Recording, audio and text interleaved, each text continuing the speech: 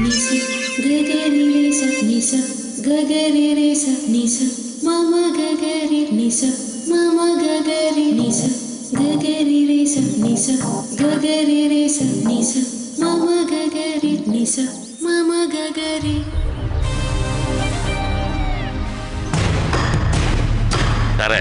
എന്തോടോ? അതിന്റെ അമ്മാവനാ. വാ വേഗം പോകാം.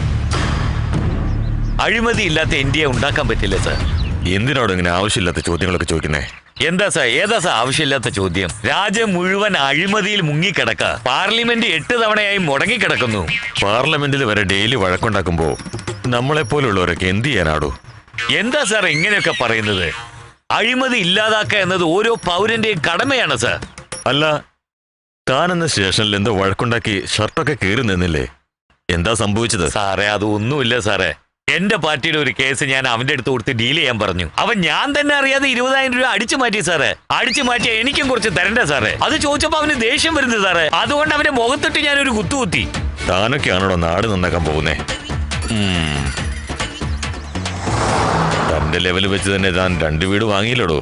അത് തന്റെ ശമ്പളം. അതാ സാറേ ഞാൻ ചോദിക്കുന്നത്. എന്റെ ലെവലിൽ തന്നെ ഞാൻ കൈക്കൂലി വാങ്ങി 2 വീട് വാങ്ങിച്ചിട്ടുണ്ടെങ്കിൽ നിങ്ങളെ പോലെ ഉയർന്ന ഉദ്യോഗസ്ഥന്മാര് എത്ര വാങ്ങിച്ച് സെറ്റിൽ ആയിട്ടുണ്ടാവും? ആ ഒരു ആകാംക്ഷ കൊണ്ടാ ചോദിക്കുന്നത്. കാശൊക്കെ എവിടുന്ന കിട്ടുന്നെന്ന് എനിക്ക് നല്ല സംശയമുണ്ട്. എന്താ സാറേ മറുപടി ഒന്നും പറയാത്ത? ഞാൻ സിംഹക്കുട്ടിയാ. തന്നെ പോലെ വൃത്തികെട്ടവനൊന്നുമല്ല. ഞാൻ അഭിമാനമുള്ളവനാ. ആ പിന്നെ എന്ത് അഭിമാനം? നിങ്ങൾ വിവാഹം കഴിക്കാൻ പോകുന്നത് നിങ്ങളുടെ ഭാവി വധു അതാ അവിടെ ഒരുത്തന്റെ കൂടെ അഴിഞ്ഞാടാ. ഇവിടെ അവിടെ വണ്ടി നിർത്തണോ? വണ്ടി നിർത്ത്. ആ നിർത്താൻ. താനെന്തോ നേരത്തെ പറയാത്തെ? അത് നിങ്ങൾ കാണണ്ടെന്ന് വെച്ചാണ് ആവശ്യമില്ലാതെ ഞാൻ രാജ്യത്തെ കുറിച്ച് സംസാരിച്ചോണ്ടിരുന്നത്.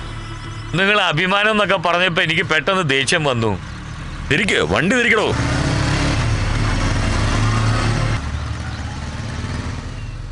സാറേ വേണ്ട സാറേ. പൊതുസ്ഥലത്ത് വെച്ച് പ്രശ്നം ഉണ്ടാക്കിയ ദേഷ്യം വരാത്ത പെണ്ണിനും ദേഷ്യം വരും. ഇപ്പൊ എനിക്ക് മാത്രം അറിയാവുന്ന സംഗതി നാളെ നാട് മുഴുവൻ പരക്കും. എടോ മിണ്ടാതെ വണ്ടി ഓടിക്കേ. ആ വിട് വിട്.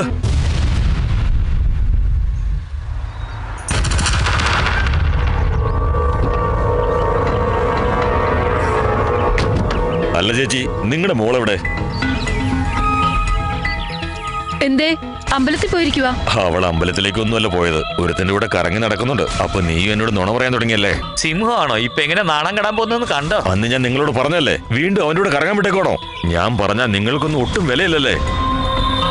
അവളുടെ ഭാഗത്ത് എന്തെങ്കിലും തെറ്റുണ്ടെങ്കിൽ നീ ആഗ്രഹിക്കുന്നത് ശരിയാണെങ്കിൽ ഞാനല്ല ഈ നാട്ടുകാർ ചോദിക്കുന്നതിന് പോലും ഒരു ന്യായം വേണം.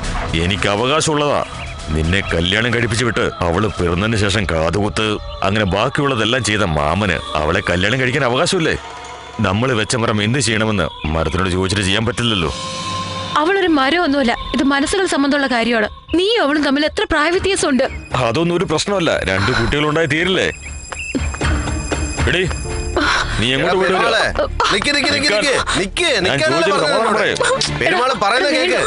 ആരെങ്കിലും കിളിയെ വളർത്തി കുരങ്ങന്റെ കൈ? പെരുമാളെ ഇത് ശരിയല്ല, തെറ്റാണ്.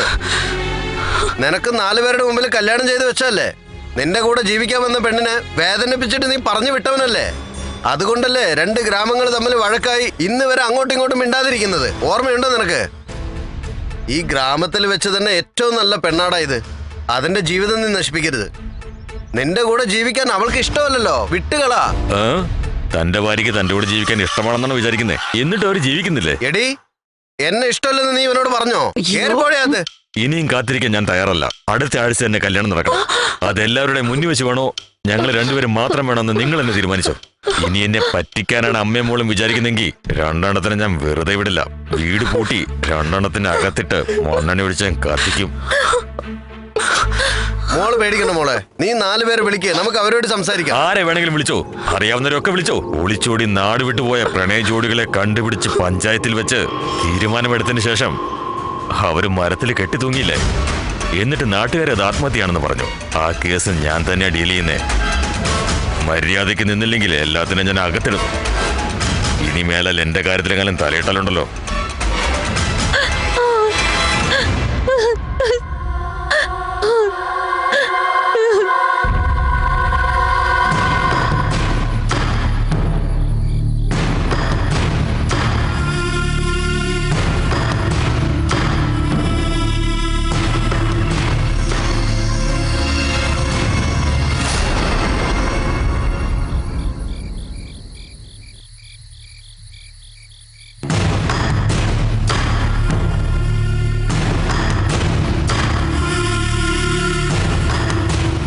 മറ്റു മാർഗമില്ല എന്നിട്ടാ.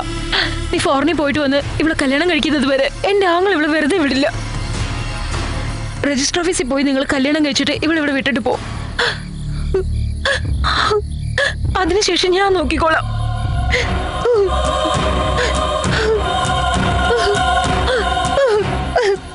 ചില കാര്യങ്ങൾ നമുക്ക് തീരുമാനിക്കാൻ കഴിയില്ല, പ്രതിസന്ധിയായിരിക്കും തീരുമാനിക്കുക. പറയുന്നത് ശരിയാ, പക്ഷേ ഇങ്ങനൊരു പ്രതിസന്ധി വരുന്ന ഞാൻ ഒട്ടും പ്രതീക്ഷിച്ചില്ല. ആരെങ്കിലും കാണും. പോയിക്കോളൂ. മോളെ, അമ്മേ, അമ്മയ്ക്ക് എന്നോടൊപ്പം വന്നൂടെ? സ്വന്തം മോളെ ഇതുപോലെ പറഞ്ഞു വിടുന്ന ആദ്യത്തെ ഞാനായിരിക്കും. ഞാൻ ഒപ്പം വന്ന നാട്ടുകാരെന്തെല്ലാം പറഞ്ഞു വരുന്നു. വേണ്ട മോളെ, വേഗം പോയിക്കോളൂ.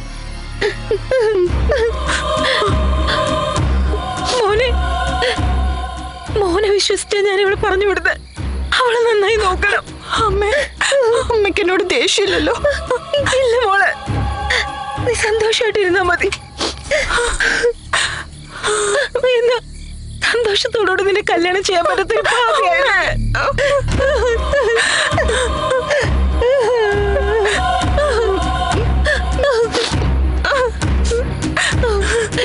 ശരി. ആരെങ്കിലും കാണുന്നതിന് മുന്നേ നിങ്ങൾ പോയിക്കോ.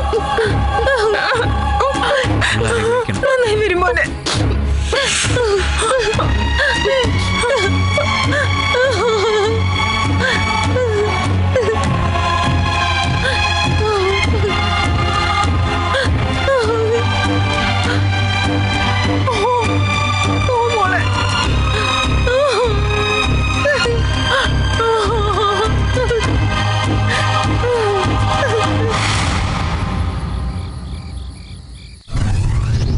നിങ്ങളുടെയൊക്കെ നാട്ടില് ആൾക്കാർ ഇപ്പോഴും ഇങ്ങനെയാണോ?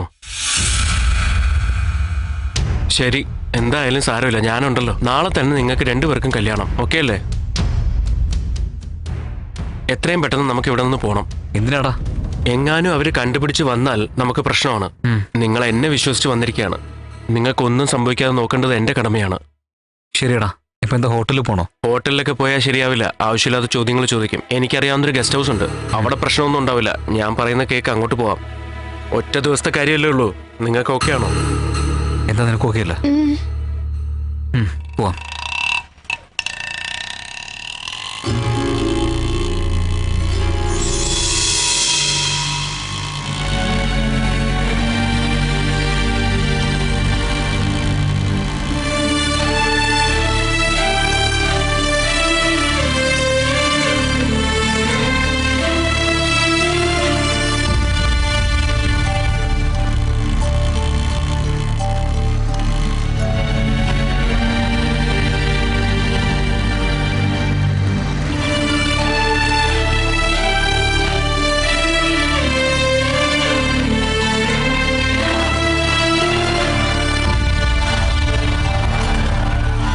റൂം തുറന്നിരിക്കല്ലേ? എപ്പോഴും തുറന്നു വയ്ക്കൂ ആരെങ്കിലും. നീ തുറന്നിരിക്കുക, ഞാൻ വന്നേക്കാം. ആ ശരി.